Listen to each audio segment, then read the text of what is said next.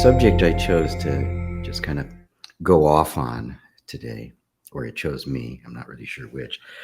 I have to tell you, normally when I'm putting together the live stream, right, setting everything up, it's just, here's the subject, and I just put it in, and I don't even think about it. But whenever the word God appears in the subject that comes to me, I have to stop for a second, because it's such a loaded word. Now, many of you have probably recognized that I'm using the term a lot more of late. I'm kind of, I guess, on a mission to reclaim it, right, from the hands of the evangelicals, God, right, and bring it back to what it was originally supposed to mean. But the same thing is true about the word mind. Right? And so I wanted to kind of begin to explore this. I wanted to try to break down our assumptions about things.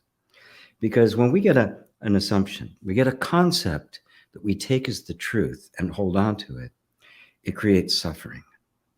We get stuck. We get stuck in a particular point of view. And when I think that this is what it is, we don't even know that we're stuck in a point of view, because our perceptions shape themselves around it to such a degree that it feels as if it's actually true. Right? No concept you have is true. Right? Let's just get that out of the way right at the beginning. No concept you hold about anything is the truth of it. It is always a reduction.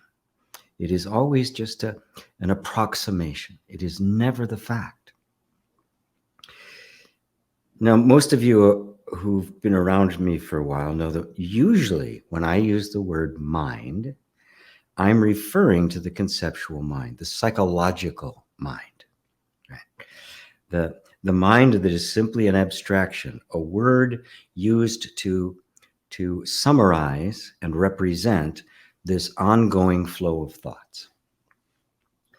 And that in and of itself, it doesn't exist, right? Separate from the flow of thoughts, it doesn't exist. That's the way I normally use it. That's the way the teachers in my lineage have done it. Even Ramana Maharshi, that's how he referred to it, that it was always in reference to nothing but the flow of thoughts. But there have been other versions of it. There have been other ways in which it was used. There's a beautiful passage from Huang Po, who was around the 8th century, a Zen master. And the start of this little book I've read, it simply says, all of the Buddhas and all sentient beings are the one mind, outside of which nothing exists. Now, that's probably a word what I would normally use would be the word consciousness, self-awareness. But there's a value to recognizing that to that entire tradition, it's referring to the one mind, the mind that is, well, you might even think of it as the creative power of the self, the capacity of the self for intelligence, for creativity, for self-reflection, and for all of creation. Because to Zen, well, to me as well, the entire universe is thought. Now, we can get lost in that word thought because we think of thought as being here, right? We only refer to thoughts as this activity that appears to be on this side of the skin. But that's not how they saw it at all. There was no in or out. When you looked at an object, anything, pick an object, right? Pick it up and look at it. You are looking at it in mind. It is an image in mind. It does not exist outside of mind. And so that mind, in fact, is the Buddha. He says that elsewhere. The Buddha is none other than your own mind. Now ponder that for a moment. Thinking of all the enlightened masters that you may know of.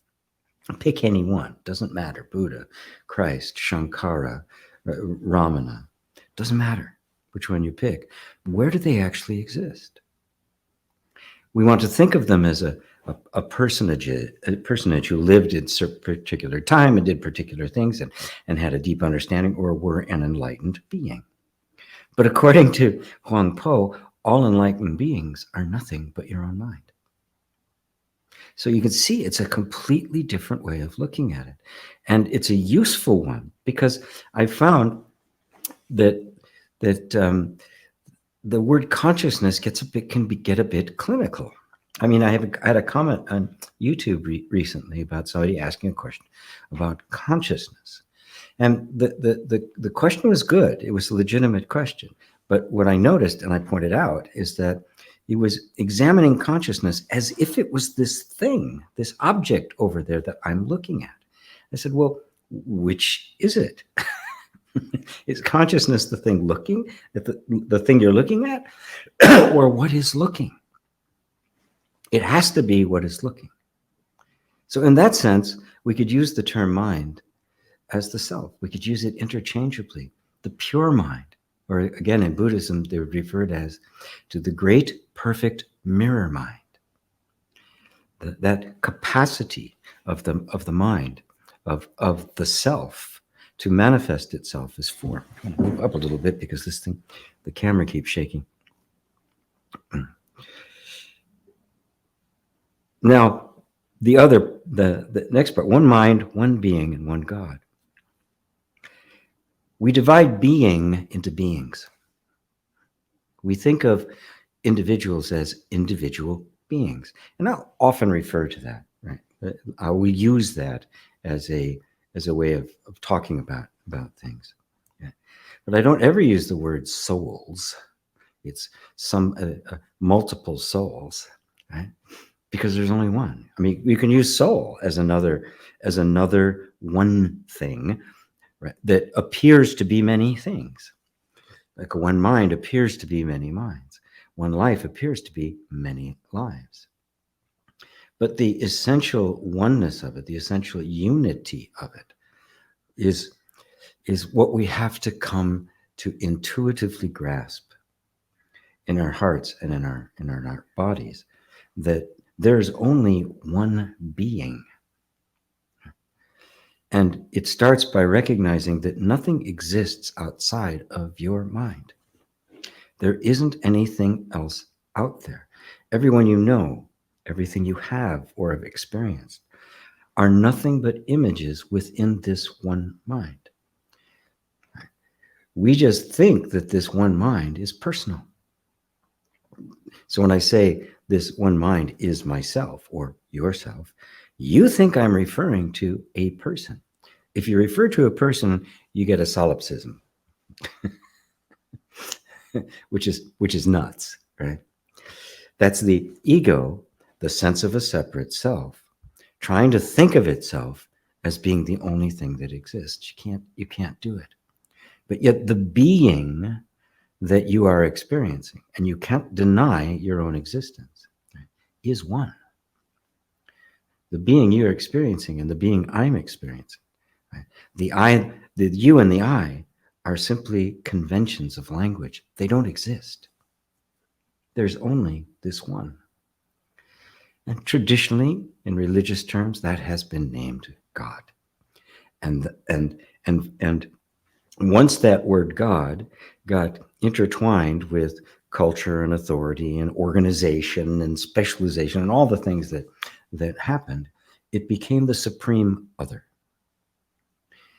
Everything about being and mind and love and truth was projected onto this imaginary being, that somehow exists outside of me.